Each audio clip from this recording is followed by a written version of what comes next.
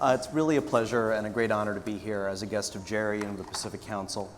As a journalist, we specialize in synthesizing and, many would say, oversimplifying events of tremendous complexity. But it's really actually a privilege to be able to convene a panel of such expertise on relatively short notice, but even more importantly, on such momentous events that seem to be unfolding by the day, hour, and even minute.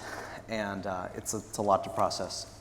I would love to begin by hearing a little bit from Anya about the geopolitical context for what we're talking about in the impeachment inquiry, and to talk a little bit about Ukraine and about the energy situation and why this, to situate it to situate the actual issues that are underlying it. Absolutely.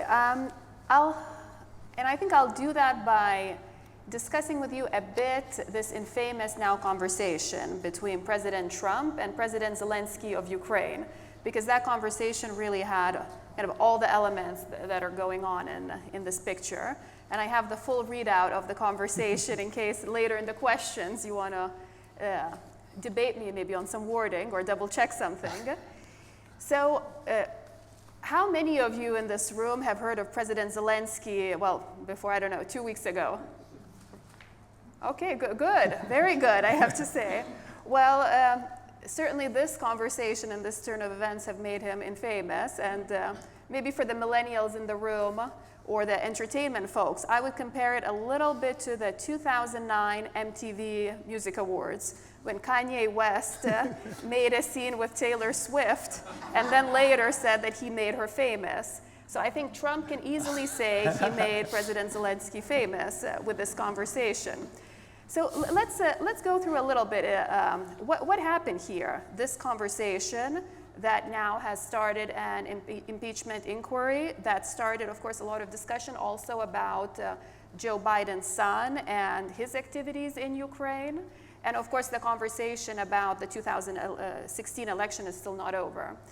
So first, this conversation has a lot of flattery in it. So for those of you who haven't read it, I would advise it. It's quite entertaining.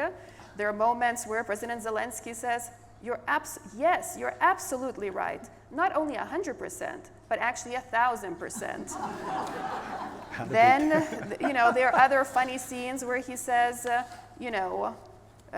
but we could take my plane or your plane because your plane is better than mine, and things of that nature. But why is he doing this flattery?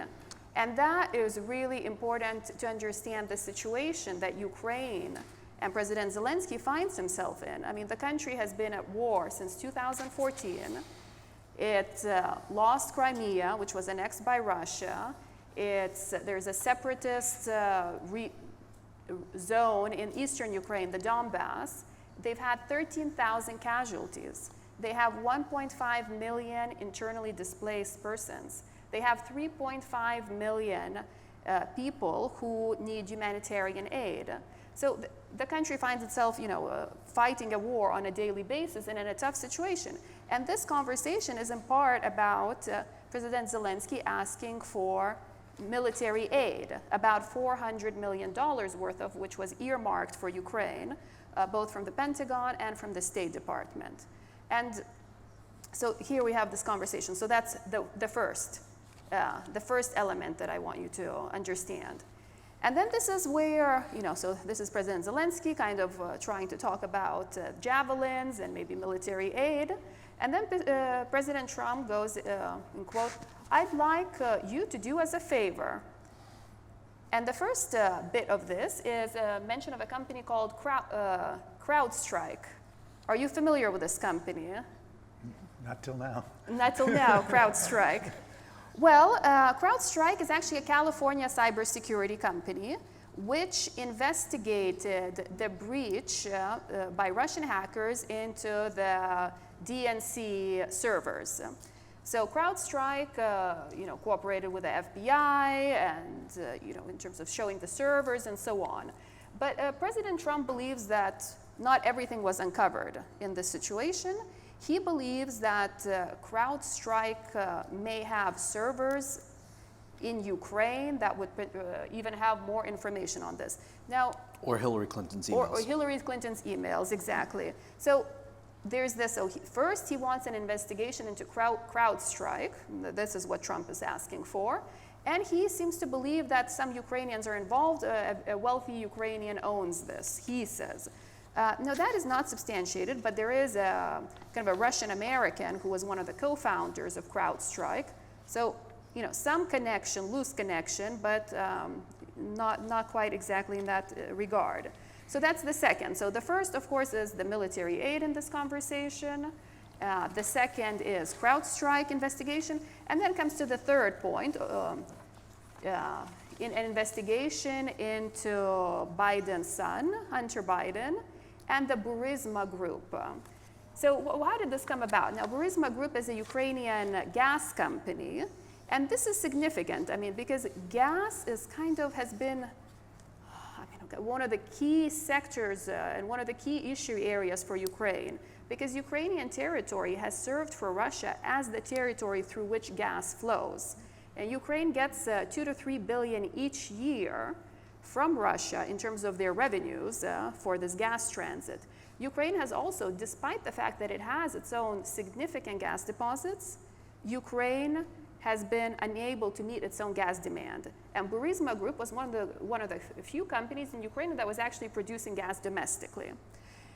So, after the Orange Revolution, when President Yanukovych fled, the owners of Burisma Group were kind of in hot waters, because now there was a lot more focus on corruption and so on, and they started bringing on Western luminaries, as you may call, to the board of this company to try to maybe boost their standing, boost their image. And one of the folks was Hunter Biden, but there are other folks that you may know. Former Polish President Konevsky, Devin Archer, Alan Apter, former Blackwater, Kofor Black. So a number of folks. So this is the conversation, those three elements. On the one hand, Zelensky hoping for military aid, Trump wanting Zelensky to really investigate both the server company and the Biden family in relation to corruption in Ukraine. That's where the conversation ended. We can continue from there, because I don't want to. May I ask a quick Yes. follow-up before we go to John? There's a section of Ambassador Taylor's text messages that were disclosed Yes. last night that talks about how Zelensky was concerned that the larger context of Ukraine that you really powerfully explain, was getting lost, and that he did not want Ukraine to simply be kind of a Political football in Political, America's domestic. election. Could you speak a little bit to the concern that was raised by this career ambassador and how you contextualize it? I think it's a very valid concern. You mean the concern that Zelensky he doesn't want to be, yes, exactly. Elections are coming up in 2020. As I explained, President Zelensky is himself a new president. He was just elected in May. He is inheriting a very difficult situation. He cannot choose sides. He cannot be on, fall out of, let's say, White House's favor with President Trump. He also wouldn't want to, I think, put the wrong foot that would potentially damage his future relationship if, let's say, Biden were to be the next president. And of course, given its context, Ukraine would like to feel that it can be sure of America's support in face of Russia's aggression, bipartisan support, regardless of domestic politics in the United States.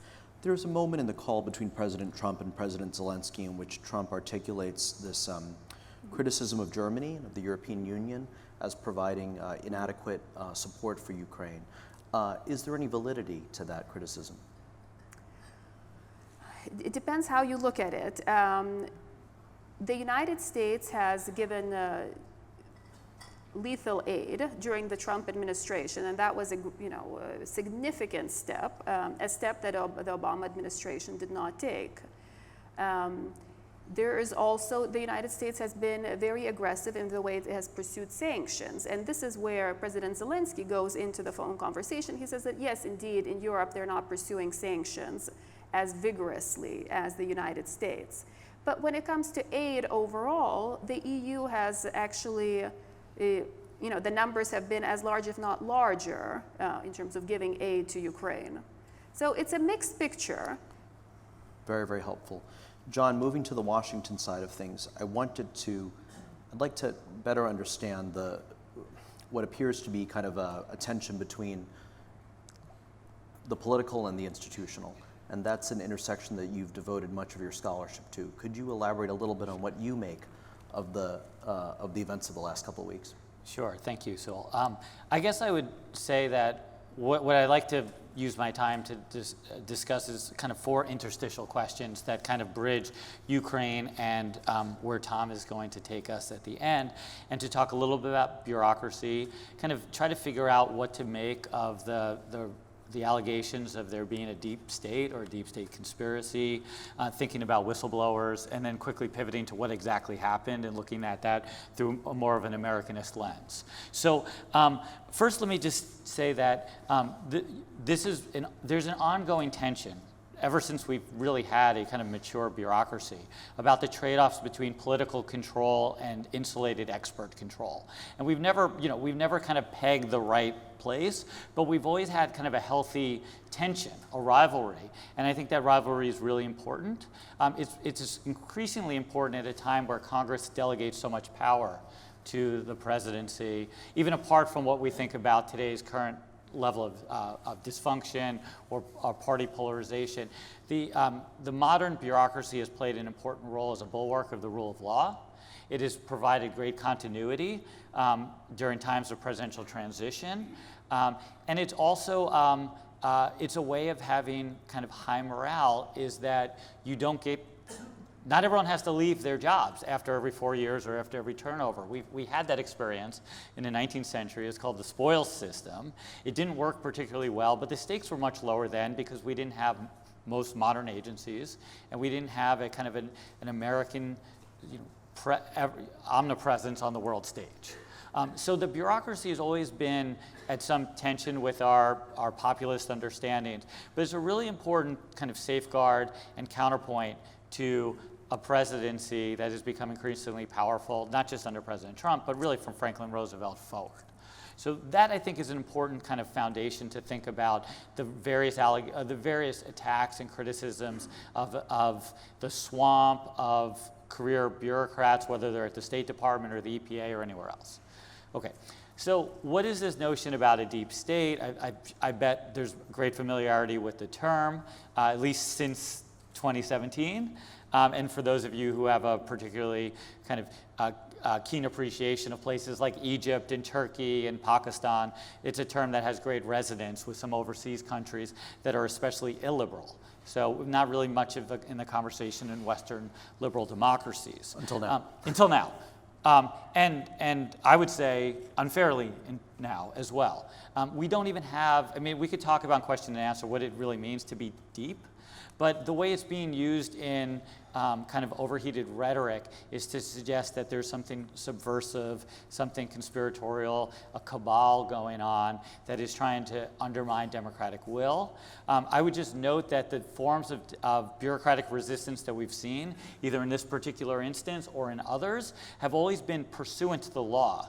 So it's hardly using the whistleblower laws, using the State Department dissent channel, doing things like that. We're basically talking to members of Congress is not a subversion of the democratic will. It's part and parcel of the fulfillment of the democratic will, as it were, because these avenues of grieving are essentially codified into law and custom.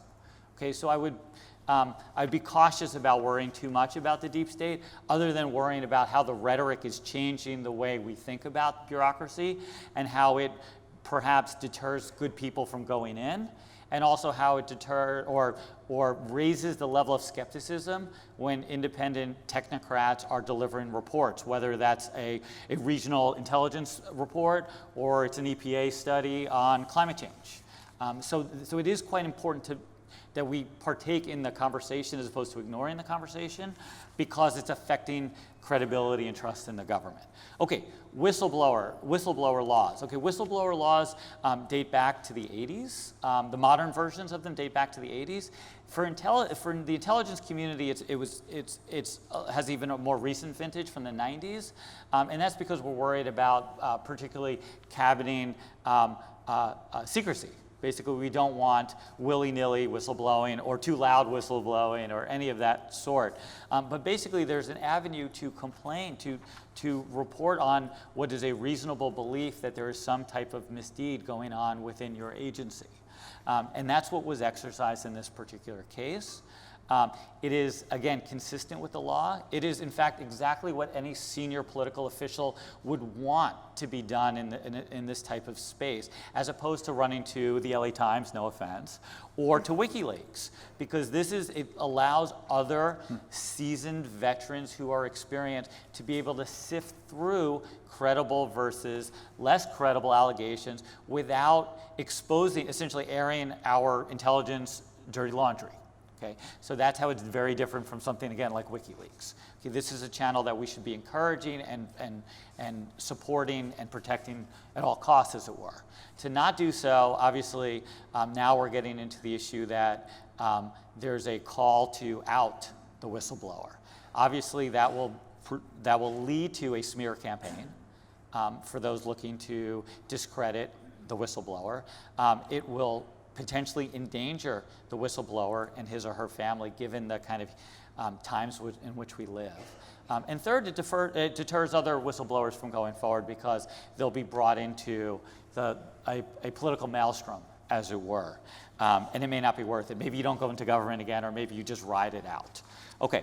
Now, lastly and briefly, I want to just talk about exactly like what happened here and how I read it in terms of a national security conversation. And what I would say is that there's an ask going on. The president said, I need a favor though, I believe was the term. I need a favor though. Okay, taken out of context, that could be anything.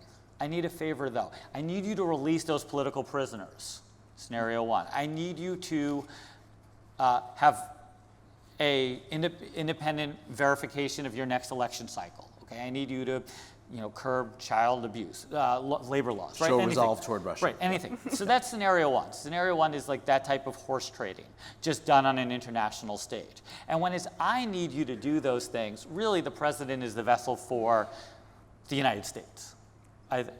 Scenario number two, I need you to wait on that because we have the midterm elections coming up. A little different. I need to wait on that because I have to let's say it's a climate change pact. There's something I want to get through Congress, and I can't have these kind of two conflicting agendas on the table. It's just too hard for me to work through. Okay, I need you to kind of walk that back, or I need you to expedite it, or something like that. Okay, there the I blends a little bit with the political agenda of a given individual and what's in the best interest of the United States. Scenario three, I need you to get dirt on a very likely political opponent. Okay, there the trade is quite different. To me, we're no longer in a gray area. Okay, first of all, it's trading off of public goods for a private benefit. Okay, I need you because it's for my campaign, not for the good of the country, per se. And I don't think there's really been much claims or backpedaling on that argument. I need you to do this. And so we have endangering of national security without a counterbalancing of some other interest that's public, that we're whether it's, again, we need you to do things on human rights, et cetera, et cetera, et cetera. Okay, that's the first thing. Secondly, anytime you ask for political campaign help from a foreign official, that is per se problematic. Okay, so we're in the area in the current space, at least as it's presented in the news, where we have potentially legal violations and and quite serious legal violations. And we also have questions about whether the president is living up to his constitutional duty to take care that the laws are faithfully executed. And I think that puts us in a position that maybe Tom would like to weigh in on. But before we get there, may I ask, can I just be contrarian for a moment? Of course. What about the argument as follows? President Trump is commander-in-chief and also may set the foreign policy of the United States. He has an interest, as does the nation, in seeing that Ukraine enforces anti-corruption laws, and he has an independent interest that Hunter Biden's involvement with this energy company be investigated. What about that argument? Okay, so as a lawyer, I would talk in terms of rebuttable presumptions. Okay, in that case, there might be a case that the presumption that this does not look on the up and up could be rebutted, but it doesn't, again, appear to be that case, given that there are plenty of other countries that we give plenty even greater military aid to that have equal levels of corruption around the world. And if it gets to the point where the issue of corruption also touches on a political opponent, that's a really good time to have that done at a different level of negotiation, where you have the career people take over. You have the intelligence officials take over, precisely because it doesn't feel right. It feels like a different type of pressure. And so we could imagine this scenario. President Obama saying, I'm really worried, this isn't for my benefit, I'm really worried for the country, that the Republican candidate for president in 2016 does not have the best interests of the nation at heart. I think he's making deals with Putin for a hotel or whatever else, right? You can imagine that scenario. I think President Obama would get serious criticism for that. And I think with some degree of justification, that should be done at a different level. Isn't there always an interplay between the domestic and the international, though? Think about the 1968 election and the negotiations over ending hostilities in Vietnam. Think about the Iranian hostage crisis and the timing. It's controversial to this day of the release of the hostages on the same day that President Reagan took the oath of office. How is this different, John? If it is different. So I mean, those are both really important examples and really challenging ones in that sense, that we could be concerned there. What both of those examples are missing the campaign finance element. They both have the potential issues of economic power, economic leverage, military influence, all those things. And what I would say there is, particularly in an administration that's essentially riddled with corruption, riddled with partisanship, you have teams of people who are basically at your disposal to handle these types of negotiations. Look at all the people that were on those various texts. Have the career people handle that. They have strong relationships at the bilateral level. Okay, first of all, and secondly, in light of, again, how solicitous the president of Ukraine was, it's not as if Ukraine would be, I'll only talk to the president. They would be very happy to engage at that kind of sub-leadership level. And so it just doesn't rebut the presumption. For argument's sake, one more. President Trump is legitimately elected Democratic leader. The CIA whistleblower is not. Why should this person have circumvented why, if he was so strongly concerned, he or she had their concerns, why did they not raise this directly to the director of the CIA and to the president? Why did they seek to go directly to Congress and bypass the legitimacy of the president? Okay, so who, unlike the national security apparatus, has the stamp of popular approval. So it's not clear that that wasn't the first choice. It's not clear that that path wasn't exhausted and basically capped out.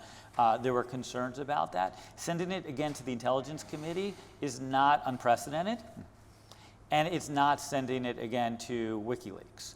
It's not as if that information is there for the information that's disclosed is at basically for public consumption at that level. It's giving it to elected leaders to work through a challenge that's essentially above their pay grade. Okay? And that whistleblower could not have resigned and made a splash. It's not like the Sally Yates case, where someone is particularly high profile and resigns, and that's a meaningful measure that the public can kind of take the temperature of what's going on, that this is a White House in turmoil. We probably did. I mean, there might be a lot of people in this room who know if this whistleblower's name is disclosed, but the average member of the median member of the American public doesn't know. The Deputy Attorney General, or if you go back to Nixon, the Attorney General and the Saturday Night Massacre, those are high-profile public figures that you can kind of protest and let your resignation speak for itself.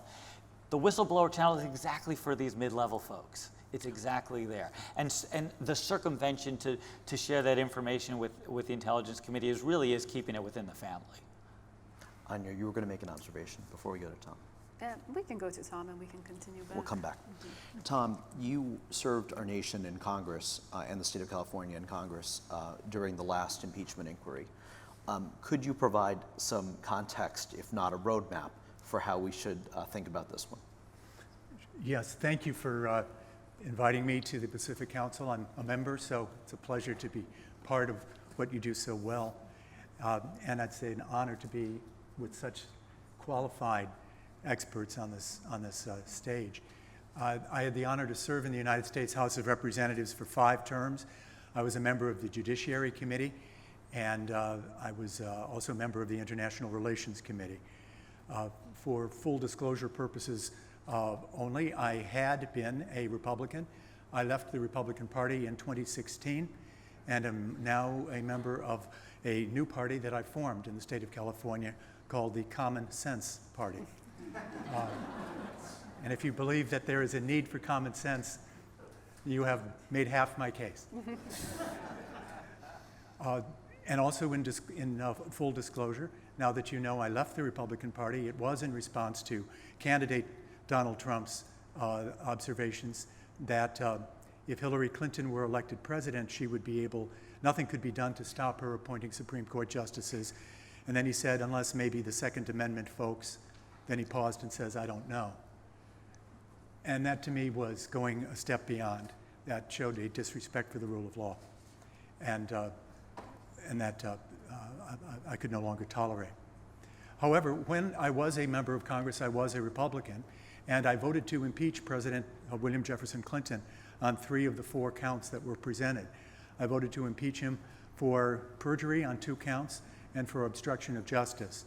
I did not vote to impeach him relative to his dealings with the House Judiciary Committee, the sort of issue which is now recurring with President Trump, as to whether the president should be under supervision for impeachment for resisting the requests for documents. My view was that was the normal give and take between the 2 co-equal branches and should not itself have been an impeachable offense. I wish to start with the news of the day, a challenge from the Republican leader in the Congress as to why the Speaker has not scheduled a vote for authorizing the inquiry. And he points out that there was a vote to authorize the inquiry when President Clinton impeachment started and when President Nixon impeachment started. And Speaker Pelosi responded, there is no constitutional or statutory need for the vote. So is everybody with me? This is a preliminary vote. Go on record, I want the process to begin. It's not a vote on any specific impeachment. And the story is very simple here. There is no constitutional or statutory requirement for a general vote first. The reason that the Speaker called a vote in the case of President Clinton was to give Republican members cover in case they would have a primary challenge and hadn't been vigorous enough in calling for the removal of President Clinton. They could point to the vote that they wanted to start the process. And the vote to have a general authorization to begin impeachment proceedings against President Nixon was by the Democratic Speaker to try to force Republicans to go out and identify themselves in his perhaps political, strictly my suspicion here, not any proof, point of view, in order that they might say, no, we shouldn't even start an inquiry against President Richard Nixon, and thereby make themselves vulnerable at the next election, particularly if there never were a vote on impeachment. So it's purely a political step, And Speaker Pelosi has done the calculus that her vulnerable members, this is my suspicion, her vulnerable members do not need to vote on the concept of impeaching President Trump until you have the actual items, articles of impeachment. And that's a good political call. There's no surprise in having the Speaker make a political call, and that's what the other two speakers Well, wait a did. second. In the previous cases of Nixon and Clinton, you have a speaker from the opposition party, correct? Call a vote of Congress to at least authorize the inquiry. Yep. Why, especially this very polarized time, should the current speaker not do the same and express the will of the House? My own view is different from my answer that I'm about to give. Yes, it's good to put people on record. I took an oath of office to uphold and defend the Constitution, to represent my constituents, and they should know what I believe and how I stand. But it's not opposite party that determines it, Sewell. It's what is the political interest of the moment. And the political interest at the moment is don't put the vulnerable Democrats out there until they've got some really clear articles of impeachment. And the political interest at the moment when it was Speaker Hastert was don't put the decision was made by Speaker Gingrich was let's give our incumbent Republicans cover so that if they get a primary challenge saying you're not being nasty, pardon me, you're not being critical enough for President Clinton, look, I voted to start this process. So it's the moment, it's the politics of the moment. If you're looking for a meta theory, there is none. So that's as to the first. What consequence does it have? Nothing. Now, what does have consequence is the commencement of, by the Judiciary Committee, of impeachment hearings, because it's never gone to the Supreme Court, but the Fourth Circuit has ruled that in impeachment, it was in the context of a judge being impeached. Interestingly, curiously, the judge's name was Nixon. So when you hear U.S. versus Nixon, make sure you know it's the right U.S. versus Nixon. Walter. Yes, who was being impeached, having been convicted of a crime. The issue is, in fact, I'm going to correct that. He may not have been convicted. He may only have been indicted. And I think that may have been the issue. So apologies if I've unintentionally made an error there. The difference is this.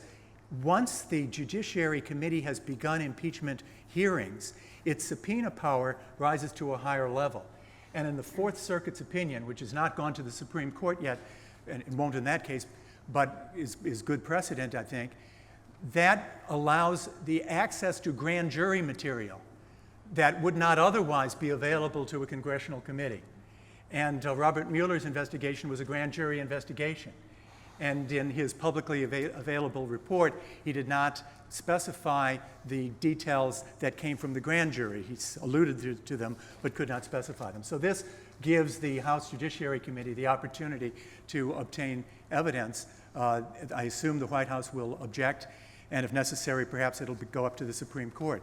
You remember in U.S. versus Nixon, the other one, the Supreme Court decided that a prosecutor's prerogative took precedence over executive privilege. That was a holding by 8-0 Supreme Court in U.S. versus Nixon. So if this goes up, it would be the impeachment process of the Judiciary Committee analogized to a prosecutor, much as the Fourth Circuit did in the case of Judge Nixon. Second thing I wanted to speak about is what is the standard for impeachment? Treason, bribery, or other high crimes and misdemeanors. Immediate question that I want to ask is, have you ever seen a low crime or a high misdemeanor? Let's not worry too much about it. Jaywalking. That's a high misdemeanor? In Los Angeles. What sort of sanctions are appropriate for a high misdemeanor? Drawing and quartering, perhaps. Keel hauling would be appropriate. As to the phrase, it came from the impeachment of Walter Hastings, who was the Governor General of the Bengal province in India during the time when the British East India Trading Company ran the government of India. And in 1785, he was subjected to impeachment proceedings from the House of Commons, and then the trial was in the House of Lords. And this was going on while the Constitution was being drafted. And the phrase that was used in his case was high crimes and misdemeanors. So that's it. There's nothing more to be said from it. But there is something to be interpreted from the coincidence of the words treason, bribery, or high crimes and misdemeanors. A rule of statutory construction, which is applicable to the Constitution as well, is nocitur associates, and that means it is known by its associates. So treason, bribery, or other high crimes and misdemeanors should suggest something like treason or bribery. So what is it about treason or bribery that would carry over to something else, as John has outlined for us, may well have happened in this instance? Each member of the House must judge that for herself or himself. And famously, I'm probably telling nobody anything new here, but famously, in the context of the proposed impeachment of Chief Justice Earl Warren, Minority Leader Jerry Ford in the House of Representatives said, impeachment is whatever 218 members of the House say it is, and pointing out that you didn't have to find out a specific crime that Earl Warren had committed, because the allegations against him largely were Miranda versus Arizona. Was Congressman Ford correct? Yes. There's no appeal. There is no appeal. So if there's no appeal, the definition is what convinces 218 members of the Congress. Tom, may I ask, how is that not simply arbitrary political power? About to get to it. So, the conscience of the member of Congress. It's not a trivial thing. And that really is all that there is, and it should be sufficient. Let me say at this moment, I think Speaker Pelosi is approaching this conscientiously. And I would be very surprised if any member of the House of Representatives fails to approach this conscientiously, that is, from conscience. And I say that to what appears to be a look of skepticism from the journalist up here. But I've served there. For my 5 terms, the overwhelming majority of decisions were made on people's best basis, coming from where they were, coming from their best judgment and experience. So what does it mean? High crimes and misdemeanor, and I'll tell you what the rule I applied in the context of the President Clinton impeachment that might be useful here, but each congressperson will have to meet this challenge herself or himself. To me it was, does the allegation incapacitate the president for the rest of his or her someday term? So the kind of crime that would incapacitate the president would be, now I will never trust your word again, even if it's under oath to a criminal grand jury with your own attorney next to you. That was President William Jefferson Clinton. I repeat that. Falsely testifying under oath, federal criminal grand jury with your own attorney next to you, you did not tell the truth. I think that incapacitated him. Whether you agree with me or not, that was my best judgment. And here it appears to be similar. Whether sufficiently similar will be each of your judgments and our representatives' judgments. But the president exercising his unique unitary executive, if you believe that theory, power over foreign policy, are we going to trust that he will not put his interests foremost, not even on a balance in John's second category of the balance, but I would be very concerned that whenever he deals with a foreign leader henceforward, this might be a personal rather than a policy of the United States issue. And I think President Trump, by his statements yesterday and today, he wants Australia to look into it, he wants China to look into it, is attempting to normalize what should not be normalized. Yes. The invitation, the request to a foreign leader to help me out politically should not be normalized. And I think the issue of, but I didn't give a quid pro quo, is actually tangential. I would say for sure if there is a quid pro quo proved by a document, and maybe Ambassador Taylor's emails today suggested that, where he says, so basically no aid until he delivers on the investigation, right? And then his interlocutor says, let's take this off the email. Let's go to telephone calls. He said, give me a call. Let's talk about this. So that would be, to me, incapacitating, and hence would rise to something comparable to treason or bribery, which are obviously incapacitating, are they not? If you're guilty of treason, you're representing another country, and if you're guilty of bribery, you're representing your own interests. Lastly, the possible future going forward if the president is not removed from office. My prediction is not worth very much, but I offer it nonetheless, that the vote will happen in the House, and that as of yet there is nothing that will cause 20 of the 53 Republican senators to join their Democratic colleagues to convict. That could be changed if one of two things happens. One is there is that testimony by the person who spoke to President Trump himself, possibly Rudy Giuliani, possibly some other member of the inner circle, who is willing to give to the public, give to the House Impeachment Committee through the, and then to the public, a statement where President Trump said, and no aid until they deliver the goods on Biden. I would say former Vice President Biden, but Biden, I suspect, is what he said. That would be one. But we don't know yet. But we don't know yet. That's exactly right. And the president may have had policy reasons for freezing the $400 billion. So it's that hot document or that witness willing to say he said no aid until, what Ambassador Taylor appeared to suspect. And then the second would be, truly nobody has yet seen the actual verbatim. What we have is a transcript taken from a note taker, and the actual verbatim is in the code word protected. The server, right. Server. We're all learning about these servers now. We are, and at some point, it is possible that the House Judiciary Committee, repeat my point earlier, with their enhanced authority, gets that access, or maybe a judge gets the access, and maybe it's listened to ex parte, and in that, if President Trump doctored the testimony that is available there, so it was different from what no, he didn't, I'm not saying it, but if he did, then that would be the second smoking gun. So that's where I would predict, and then my predictions.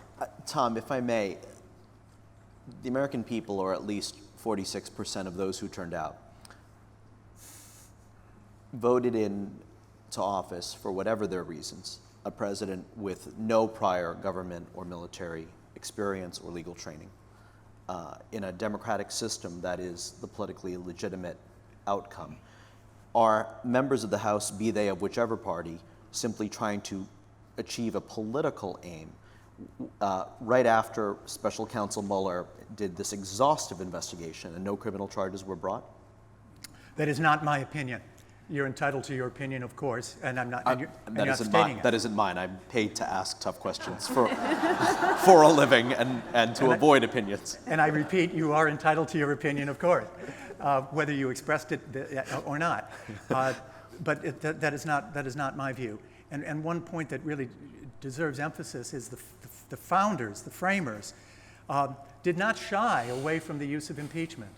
Bear in mind, at the time when they drafted impeachment, the removal of the president would result in the vice president who had been in conflict with, or at least an alternative, running for the approval by the College of Electors. Because in those days, you had, well, John Adams' vice president was Thomas Jefferson, his political rival. Mm-hmm. Thomas Jefferson's vice president was Aaron Burr, worse than political rival.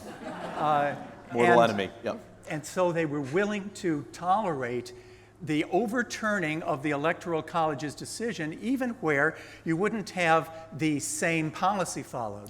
So that, I think, applies here. Tom, in voting for President Clinton's in voting on the articles of impeachment as you did you consider the likelihood or unlikelihood of the Senate actually removing him from office? No. I'm sorry, go ahead and finish your question, Paul. Should current members of Congress consider the consequences of what might happen if this goes to the Senate in reaching their conclusions?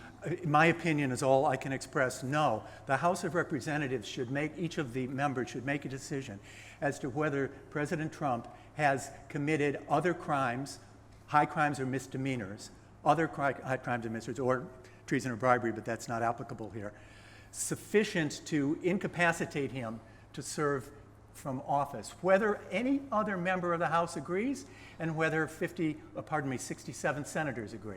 That to me is the separate constitutional obligation. And the House member falls short of her or his obligation by taking a look ahead and saying, well, maybe it won't come to anything. Not true. It will come to something. You stood up for your constitutional obligation and acted consistent with your oath. Anya, this is all happening at a time of the broader context. The legal and constitutional arguments have been so powerful here. But there's, of course, the international context of changing American power in a changing world. What do you feel about how will this, regardless of how this plays out, how is this additional political instability in the United States affecting its ability to either project power or stand up for its values in an unstable world? Well, I think this doesn't bode very well for America's diplomacy and soft power abroad, because simply just when we think about the 2016 election and the Russian interference, I think what we know for sure now that they had a tremendous impact in terms of dividing our American society, our domestic politics, and therefore I would say weakening and fracturing our political system. And I think that has been the biggest impact of the Russian meddling and interference. And this in turn, of course, we see the broader consequences. But I'd like to also touch a little bit on President Trump's style of diplomacy, because I think it's very relevant here. And from the very beginning, when he came into office and he started having his first meetings with foreign leaders and presidents and prime ministers, and I wrote about it in Reuters actually. He had the style, it was very transactional, very quid pro quo from the beginning. So basically, when a foreign leader would meet with him, they would have to almost spell out how much gas, American LNG, they were buying. If the foreign leader could say, yes, we've been buying American gas, then they were in good standing and the conversation would continue.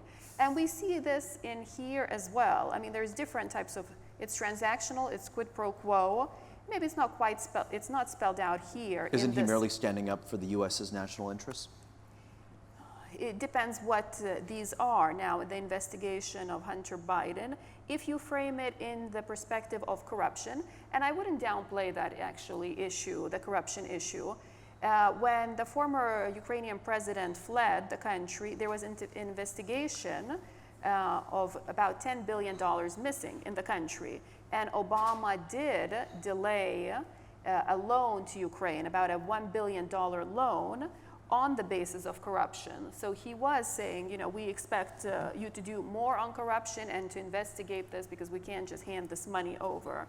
So, I wouldn't completely take that and say, well, corruption doesn't really matter in this picture. May I just ask, how Yes. often is it, in your experience, that president-to-president level discussions over military aid hinge on the investigation of a particular individual or set of individuals?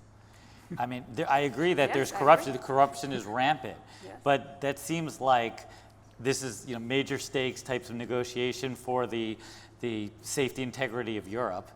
And we're talking about an investigation of an individual who just happens to be. Yes, I mean, it's not explicitly stated in the conversation, but President Zelensky says, so, we really appreciate the defense help you've been given, and we're almost ready to buy those javelins. And Zelensky also says, and we've been buying American oil too. And he also says in there, and I've been to the Trump Hotel, So, I mean, he is, Because of its Hotel. reputation for hospitality and service, as this hotel's been very gracious in hosting us. We're moving to audience questions, and I do ask, especially because, frankly, the material, the topic at hand could not be more serious, could not be more urgent. I do ask that we keep it to questions as opposed to statements, because I think we'll get more illumination and more discussion that way. Who wants to start? Ma'am. Yes. Do you want to wait for the microphone, and would you mind introducing yourself?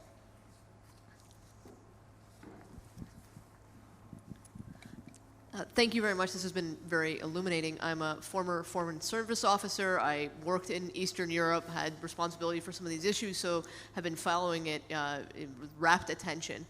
And one of the things I was responsible for was, countering Russian malign influence in Europe and sort of this threat of hybrid warfare, part of which is to convince the rest of the world that liberal democracy is not a real thing. The Russians are saying, we have elections, but they're kind of BS. Everyone else's elections are BS too. And do you think we're really doing enough to address this issue, that when we talk about normalizing, asking other countries to interfere in our election, what we're doing is just reinforcing that Russian narrative of there's really no such thing as liberal democracy, everyone's elections are a joke, so America's just proving it right now. I'm really worried that that's essentially where our conversation is devolving to. Anya? Yes, that's certainly what has been one of the aims of, let's say, Russian propaganda, or an effort to try to gray this area between democracies and authoritarian governments, saying, we're just on the same spectrum, maybe slightly different shades of gray. In this case, we have a very, you can say, we have a leadership that doesn't come from a political establishment, that doesn't come from political experience. Reading this whole conversation, the telephone conversation, it's an unusual way to interact between two presidents. And actually, I would say on both sides. President Zelensky's fawning, and, I've been to the Trump Tower, and that type of thing is also, I would suppose I would expect slightly a different tone of conversation between two leaders of their countries. Yeah, so I would just say two quick things. One is I completely agree with your point about normalization, and I would say we're seeing it also having kind of global ripples when the president speaks of fake news. You see now other leaders, particularly leaders of illiberal states, trafficking in this type of language. So the U.S. is also exporting as much as we're kind of, attracting kind of, let's say, illiberal tendencies. And I would say I'm deeply troubled by the degree of obsequiousness by that leader. And I think we also saw it in the Finland, the press conference a couple of days ago with the leader of Finland, who looked absolutely petrified of how to respond in this situation. I thought he did a nice job of emphasizing the importance of the continuity of democracy. But, it was embarrassing for him. And America's century-long relationship with an independent Finland. Yes, it's embarrassing for him to have to then field a question from a reporter who didn't really want to ask him that question. I thought it was incredibly uncharitable, unfair, and a sign of kind of raw American power that we try to keep under wraps the best we can. The sense of being a hostage in someone else's drama seems eerily familiar these days. Yes, sir. Want to wait for the microphone?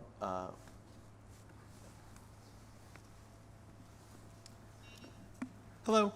For former Representative Campbell, I'm curious to get your take on what the political situation among the Republican Party now might be, in terms of when you were going through this impeachment process with President Clinton, I'm struggling to understand why so many Republicans seem unwilling to call a spade in this case. There seems to be a lot of resistance to the idea that Trump could ever do something wrong. And I'm curious what the political calculus might be, and if you have any insight into that. Thank you for the question. I'll speak from my past experience. I don't have any insight into the present derived from conversations with current Republican members of Congress or Democratic members for that matter.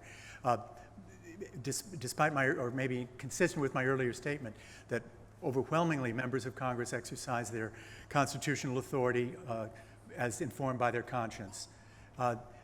There is the reality that most members of Congress are worried about being primaried.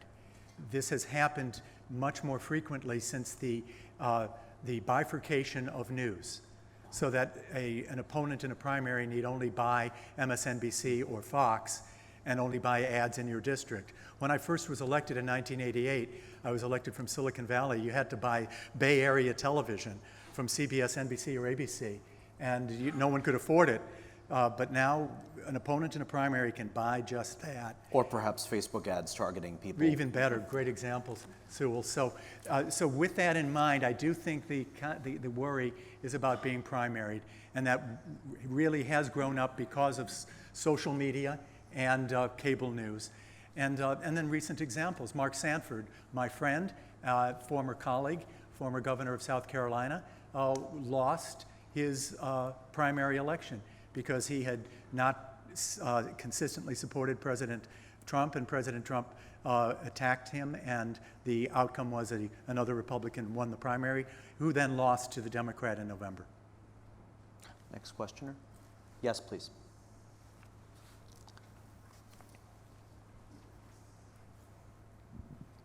Thank you. Since the release of the transcript, the notes of the call, there have been reports that Russia is afraid of similar transcripts being released. Do you have any thoughts about perhaps what of special concern might be in those transcripts, and what the current situation with Ukraine might mean for Vladimir Putin? Is he just sitting on the sidelines, wringing his hands with glee, or what is he doing? I think what has been beneficial to the Kremlin from this turn of event is that in the debate now, as much as we hear that, Russia interfered in the 2016 election, we also hear from President Trump a kind of almost counter-narrative that Ukraine was also interfering in the US election and colluding with Hillary Clinton. So this further, as we discussed earlier, in these types of propaganda or information warfare tactics, this further grays the area. Now this creates this impression that, everyone was interfering, we don't know who was interfering, Ukraine as well. And given, again, the ongoing conflict, the war going on between Ukraine and Russia, where Ukraine desperately depends on US military aid, being painted as kind of the bad guy, or the place where servers go missing miraculously, or so on and on. This is only really beneficial to the Kremlin. That's very, very interesting that the corruption issue and the instability may itself feed into this narrative of everything is relative, right? It's very, very interesting. We have time for one or two final questions. I think I saw one here. Yes, please. And then two more. This lady with the scarf, please.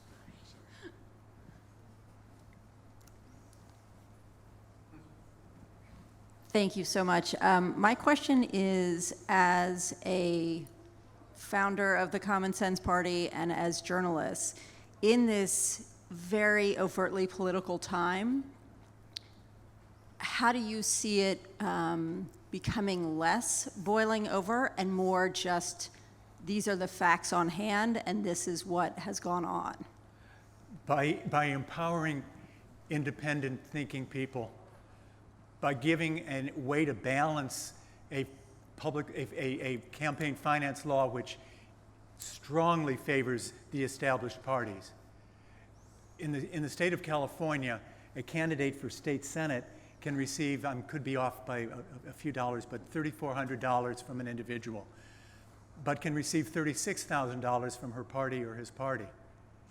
So if you're an independent trying to run for state senate and you don't have a party, you are at a 10-to-1 disadvantage in fundraising.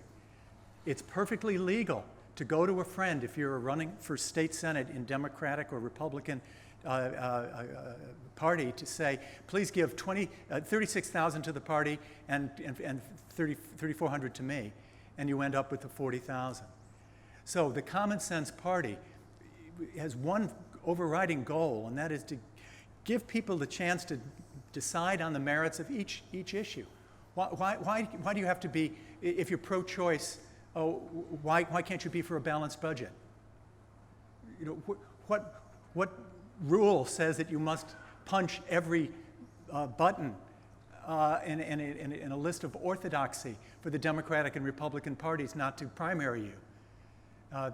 So the idea was this: if we create a new party, a independent party, you don't have to run as a member of the Common Sense Party, you just have to be independent. Be willing to stand up and run for office, and I'm particularly looking at just California because we have the top 2. Other states it may not work, but in California, you can win if you're a third party if you make it to November. Before we had top 2, you'd have the Libertarian, you'd have the Peace and Freedom, you'd have the Green, the Democrat, and the Republican, and come November, the Democrat or the Republican would win.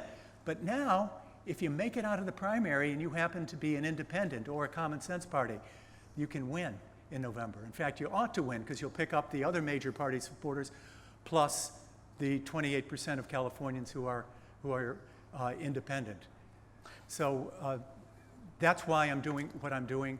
I am not running for office myself, but I'm trying to give an opportunity for those who wish to run for office and exercise their own judgment, at least in the state of California. Finally, a question from the gentleman standing. Thank you.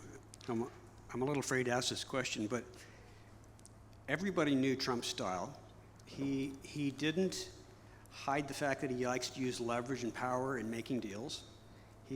Everyone knew that he was very transactional in making these deals.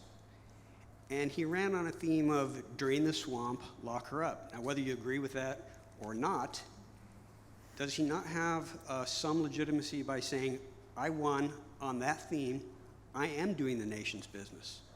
John? Yeah, so I think that's a fair question. I don't think that winning a particular election, even if it was entirely fair, regardless of the numbers and everything, I don't think that gives you a blank check because of a particular moment's political mandate to violate the law or to violate the oath of office. Tom? President Trump did not convey to the American people that he would put his political interests ahead of those of our country if that proves to be the case. Please notice I said if that proves to be the case. And that is what the impeachment inquiry is about. It's a bit like saying, well, you knew what kind of guy I was. No, and you married me anyway. Well, and I married you anyway. There's a country western song whose refrain is, you knew I was a snake when you took me in. So it doesn't work. I'm completely in accordance with John there. Yes, it covers many other things, certainly a different style of approach to interpersonal relationships. But no, it doesn't cover what is alleged here. Folks, at a time of such momentous and consequential developments, it's really, I find it very comforting that to have perspectives as lucid and as fair-minded as those articulated by Tom, John, and Anya. And I do think that events like this one help bring us together in a spirit of dialogue and understanding, and yes, occasionally debate. But I just feel really privileged to be here right now, and thank you for helping us to make sense of this tumultuous time. Thank you.